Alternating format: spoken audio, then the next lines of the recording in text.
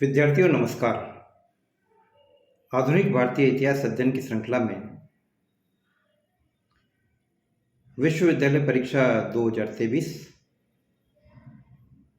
इस दृष्टि से महत्वपूर्ण प्रश्न उत्तर तैयार करने की प्रक्रिया के अंतर्गत आज मैं आपसे बात करूंगा प्लासी के युद्ध के बारे में।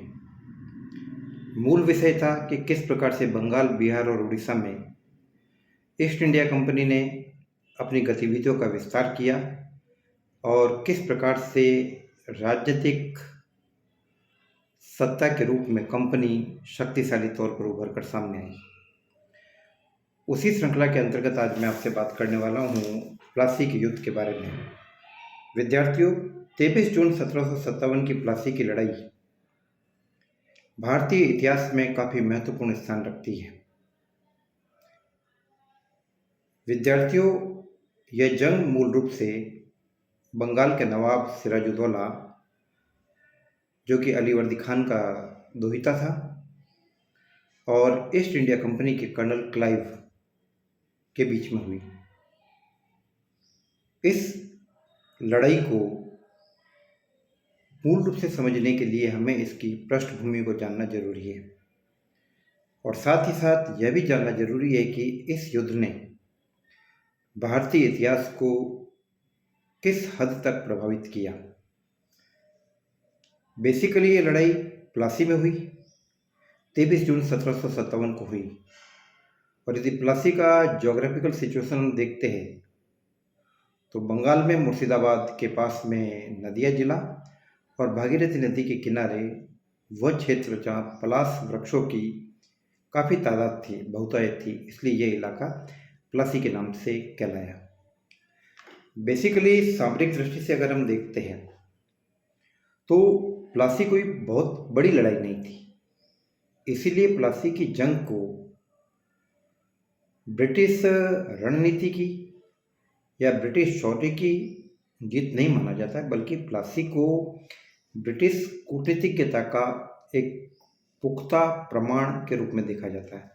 जहाँ तक इस लड़ाई के अगर पावर की बात करें, सैनिकों की तादाद की बात करें, तो हम ये देखते हैं कि ईस्ट इंडिया के कंपनी की तरफ से कुल 3000 सैनिक इस युद्ध में भाग लेने वाले थे, जिसमें से 950 तो यूरोपियंस थे और 2100 के आसपास इंडियन थे।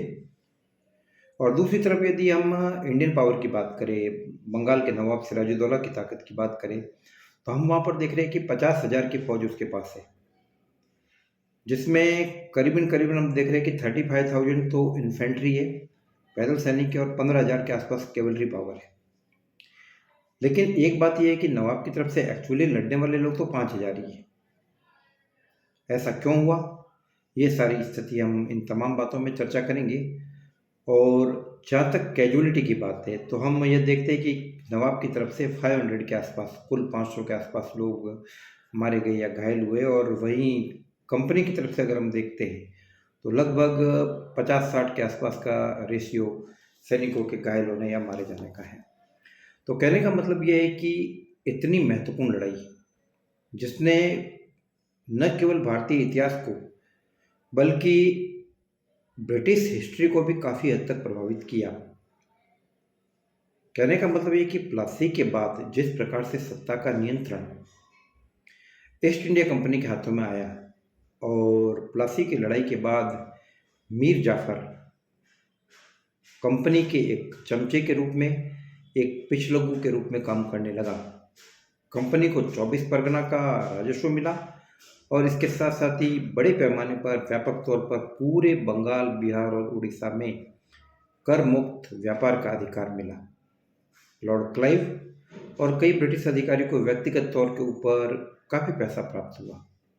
लेकिन सबसे बड़ी और सबसे इम्पोर्टेंट बात यह थी कि यह जंग एक ऐसी जंग थी जिसने कि बड़े पैमाने पर हम देखते हैं कि ईस्ट इंडिया कंपनी के भाग्य को तय कर दिया, और साथ ही साथ ब्रिटेन में औद्योगिक क्रांति की शुरुआत करने का श्रेय भी इसी प्लासी की जंग को जाता है। प्लासी से बड़े पैमाने पर जो राजस्व का अतिरेक था, यानी उत्पादन और वितरण के संसाधनों का जो अतिरेक हम देखने को मिल रहे हैं, उसका फ्लो, या एक शब्द में कहे कि धन निष्कासन की प्रक्रिया जो प्रारंभ हुई, वह इसी लड़ाई के परिणाम स्वरूप प्रारंभ हुई है। और इंग्लैंड में औद्योगिक क्रांति की गति तेज होने का क्रेडिट भी प्लासी की जंग के परिणामों को ही जाता है। इतिहासकारों ने लिखा है कि यह प्लासी का ही धन था जिसने कि ब्रिटिश कल कारखानों और मशीनों के संचालन में मदद की। जेम्स वॉट अपने हजारों इंजन लगा लगा कर भी थक जाता, लेकिन यदि भारत से धन का फ्लो, पैसे का फ्लो अगर नहीं आता तो यह मुश्किल काम था। तो कहने का मतलब यह है कि प्लासी इतनी बड़ी जंग, लेकिन यह सबूत था ब्रिटिश रणकौशल का, ब्रिटिश रणकौशल का नहीं बल्कि ब्रिटिश कूटनीति का। जहाँ तक अगर हम ब्रिटिश रणकौशल की बात करें तो यह जंग बक्सर की जंग थी जिसने पूरे देश के अंदर ब्रिटिश शौर्य की छाप छोड़ दी। अगर हम प्लासी के युद्ध के कारणों की बात करते हैं, अभी मैंने आपसे कुछ इनके कॉन्सिक्वेंसेज की बात की, तो बात यह है कि हम ये देखते हैं कि 1756 में अलीवर्दी खान की मृत्यु के बाद सिराजुद्दौला ईस्ट इंडिया कंपनी की राजनीतिक महत्वाकांक्षा को नियंत्रित नहीं कर सका। उसने कंपनी को बार बार वार्न किया कि कंपनी अपनी किलेबंदी बंद करे, लेकिन कंपनी ने इसकी बात नहीं मानी। और इसके साथ साथ कंपनी ने नवाब के विरोधियों को, नवाब की मौसी घसीटी बेगम के बेटे शौकत जंग को, और इसके अलावा अमीचंद और इन सब लोगों को आश्रय दिया, अपनी तरफ मिलाया, लोभ लालच दिया, और साथ ही साथ मीर जाफर को भी नवाब बनाने का आश्वासन दिया। सिराजुद्दौला कंपनी द्वारा अपनी मांगे नहीं माने जाने से नाराज था। इसके अलावा कंपनी ने उसको हर्जाना नहीं दिया।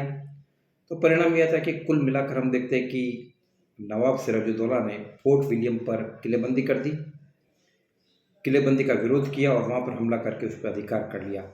अंग्रेज अपनी जान बचाकर फाल्टा टापू चले गई, और वहीं पर फोर्ट विलियम पर ही हमें ब्लैक होल षड्यंत्र का उल्लेख मिलता है, जिसमें ये देखते हैं कि 18 फुट लंबी और 14 फुट 10 इंच चौड़ी काल कोठरी के अंदर 146 अंग्रेज स्त्री पुरुषों बच्चों को बंदी बनाया गया, और जिसमें कहते हैं कि सुबह तक अगले दिन निकाला गया तो केवल 23 ही जिंदा बचे। हालांकि कालकोठरी षड्यंत्र की घटना पर इतिहासकारों के बीच में काफ़ी मतभेद हैं। तो कुल मिलाकर स्थिति ऐसी हो गई कि कंपनी और नवाब के बीच में जंग तय हो गई। नवाब के गद्दारों की हरकतों के कारण यह भारतीय इतिहास का काला अध्याय है कि नवाब के अपने लोगों ने उसके साथ जालसाजी की, धोखा की, गद्दारी की, उसको बेच दिया। मीर जाफर जैसे लोगों के कारण नवाब फोर्ट विलियम की लड़ाई जीतने के बावजूद भी अंग्रेजों से जो अलीनगर की संधि कर रहा है उसमें सारा फायदा अंग्रेजों को मिल रहा है। नवाब को अंग्रेजों की शर्तें माननी पड़ी, अंग्रेजों को युद्ध का हर्जाना देना पड़ा, व्यापारिक सुविधाएं बहाल करने की बात की गई, सिक्के ढालने का अधिकार दिया गया। तो इन तमाम चीज़ों के कारण नवाब का मनोबल गिरा और कंपनी का मनोबल बढ़ा, और इसी का परिणाम यह था कि प्लासी की लड़ाई में हम अल्टीमेटली यह देख रहे हैं कि कुछ ही देरी में, जब तक नवाब के वफादार मीर मदान और सोनलाल मैदान जंग में थे, जंग नवाब के पक्ष में थी। लेकिन जैसे ये लोग मारे गए, गद्दार मीर जाफर ने सिराजुद्दौला को कहा कि नवाब साहब आप खतरे के अंदर, आप यहाँ से भागिए, मैं स्थिति संभालता हूँ। और नवाब के जाने के बाद अंग्रेज और मीर जाफर एक हुए। क्लाइव ने मीर जाफर को बधाई दी, उसे नवाब के रूप में स्वीकार किया, और बाद में इसी मीर जाफर के बेटे मीरन ने सिराजुद्दौला की हत्या कर दी।